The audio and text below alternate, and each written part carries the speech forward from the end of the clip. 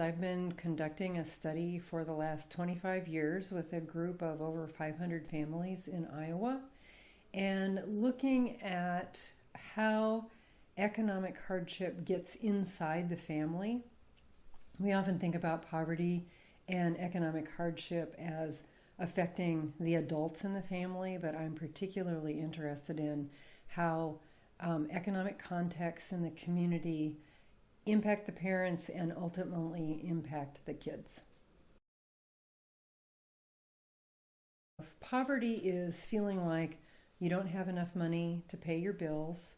you don't have enough money to get the kind of food that you would like to eat, to get the kind of clothes that you would like to have. Poverty is having to move out of a house that you really like into cheaper housing, maybe into a less desirable neighborhood, and really making a lot of hard financial decisions in terms of, where your money's going to come from for the next day, the next week, the next month. One of the things that we find is that parents who are distracted by dealing with too many bills to pay and not having any money left over at the end of the month is that there is an increase in marital conflict, and in turn that marital conflict then spills over in terms of how they interact with their children. Poverty really impacts the opportunities for children and their ability to participate in things at school. So you don't want to be the kid who maybe is on the basketball team and there's an away game, and after the basketball game everybody goes to McDonald's.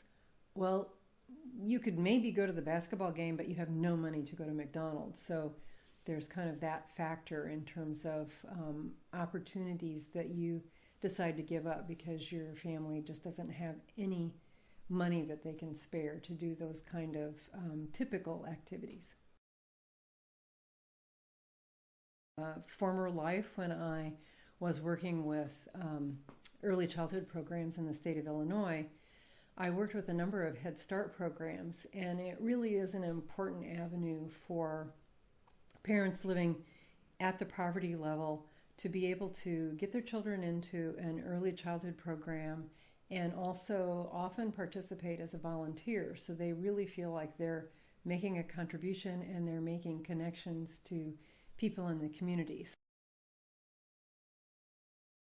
Sometimes we like to think conveniently of poverty as an individual problem or a personal deficiency, when in fact many individuals end up in poverty through no fault of their own, but because maybe they were in the wrong place at the wrong time, or they never had opportunities to work their way out of poverty that they experienced in childhood. And so I think that it is important for everybody who's working in social services and in government and school systems to remember that we're dealing with people first, and that poverty just happens to be the condition that people are living in, and it's not a personal characteristic of individuals.